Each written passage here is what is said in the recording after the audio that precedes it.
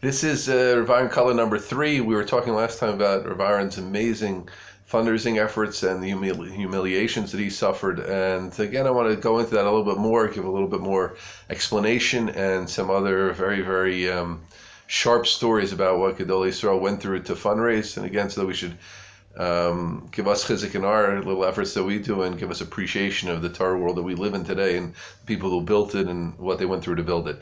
So Rav Aharon was waiting in the office of a wealthy man in the building trade together with Amos Bunim. That was Irving Bunim's son. I think he lives in Far Rockaway, or lived in Far Rockaway. After waiting there for 3/4 of an hour, 45 minutes, he made the Rosh Yeshiva wait. Amos could no longer contain himself. It's such an honor for me to wait with the Rosh Yeshiva, but what bizyonis, what humiliations you're going through. You could be teaching, you could be doing things for Klal Yisrael, you could be writing a shir. And Rav Aharon gently shook his head. He said, I want to tell you something, Amos, and I want you to remember for the rest of your life. Chazal say from the day Moshe broke the Shviras Haluchos, Shavas B'Tam is coming up, God decreed that anything having to do with real Torah must be accompanied by hardships and bizyonas and humiliations. If working for Torah does not come with difficulty, then you have to worry about the authenticity of the Torah that's being built. Young Bunim began to ask a question, but Rav Aharon held up his hand. I want you to know that I'm happy on 2 accounts. 2 counts. First, if what I do comes with such difficulty, then I know I'm working for true Torah. Second, I'm makabel the insults with ava, with love, because by doing so, I'm thus working in accordance with this Chazal. This is the way true Torah has to be. And Rav Aharon sat there, as we said last time. We have to appreciate also that Rav Aharon was a person, as is well known, a tremendous ritcha, a tremendous excitement for Torah, fury, when need be, as maybe we'll see in current times. And to stay calm and cool and collected in such a situation was amazing. And this one final story about the humiliations that were gone through, but this time, unfortunately, not just by Rav Aharon, but by a whole slew of Gedolei Torah. The year is 1954. This was written, this exact wording in Rav Shlomo Lawrence, who was a Chaver Knesset, a member of the Knesset, I think, for 50 years or so. Was what's called Shluchah de Rabbanon. He was the messenger of Gedolei Yisrael in the Knesset, etc., and had a tremendous close relationship with many of them. There's 2 books called Machitzasim, excellent books, which I suggest. And the stories from that book.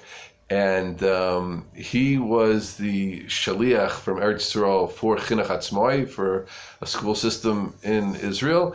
And the Gedolei Yisrael were going to collect funds every single night over the winter from 8 to 11. And who were they? There was Rav Moshe Feinstein, Rav Aharon, of course, Rav Yaakov Kamenetsky, the Novominsker Rebbe, and the Kapishitzer Rebbe. So five Gedolim of the highest caliber, Gedolei Gedolim. And they went to a certain wealthy person's office, Aleph Bet Yud. He doesn't say who it is, but he quotes the initials. And he says that the secretary saw them. He says, what should I tell the boss? And Rabbi Lawrence mentioned that these 5 Gedolim are there to see him. And her answer was that, I'm sorry, but Mr. X is not there. Okay, Mr. X is not there. Fine. They left, disappointed. And then Shlomo Lawrence put down his Chaver Knesset MK card, member of Knesset card. And of course, then he got into the office, and the person gave him a warm Shalom Aleichem, and he said how happy he is to have him, have a member of Knesset there, and it's a tremendous honor, etc. And he invited me in. At that point, I asked him if he knows what Gehenna is. Does he know what hell is? And he says, of course. He says, I want to tell you, there's not in Gehenna a place big enough, deep enough for you that you were mavaza and you humiliated the great men of the Jewish people, and me, just because I'm a Chaver Knesset, you accepted with such chevetz leiv, even though I'm only a simple person. This is what he said to him. He says, he writes that, I don't know, it's on page 251 in the Hebrew Mechitzasim. He said, I don't know where I got the strength to say that, the omet to say, but that's what I said. And the person, Baruch Hashem, was makabel, a little bit of musar, and he said to him, how can I fix this? He said, I don't know, we'll go run after them. He ran after them in and he gave a donation. But this is what people went through. It's hard to imagine. Imagine just someone, a tenth of Rav Moshe Feinstein, Rabbi Yaakov Kamenetsky, Rav Aharon Kala, Kapishitzer Rebbe was an Ish Kaddish, and the Novominsker Rebbe, I don't know so much about him, I'm sure he's also, and this is what they went through. It's hard to imagine, but that's this is the life that they live and the humiliations they went through, again, to build Torah and to build Yiddishkeit for our generations.